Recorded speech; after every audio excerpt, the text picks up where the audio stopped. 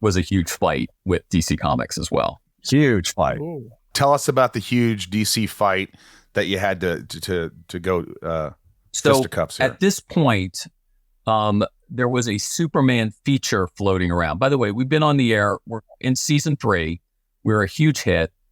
There was a script that J.J. Abrams had written that McG was going to direct. And in that script, Krypton did not blow up.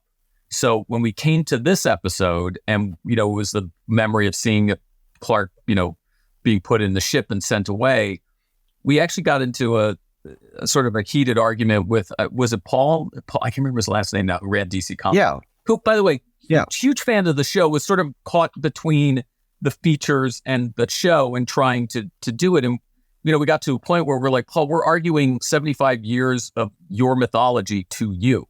The planet blew up. The whole point of the kryptonite it was just one of these weird, and then it kind of went away. But it was just, sometimes you would just get into these weird arguments with DC or with Warner's features or something, over these things like, you can't have this character. We can never get Wonder Woman. We can never get Bruce Wayne. We got Green Arrow, but that was literally an argument of like, how you can't, this flashback. It's like, the planet blew up and Clark's memory is his mother and father putting him in the... Yeah, but it doesn't blow up in the movie. It's like, what are you talking about? Like who cares? It's like, look, I honestly... You see the spaceship in the first episode of the show. Yeah. It's like, it's just made no sense. You guys are like, we have a television show to run. I don't need these kind of conversations, okay? Well, let me ask you, when you say heated, is this back and forth emails? Is this face to face? These were phone conversations, basically, because we just got on the phone. And then I think at a certain point, we probably called Peter or the network and said, we're having these ridiculous conversations that we can't, can somebody just deal with this? And then again, it just kind of went away. Yeah.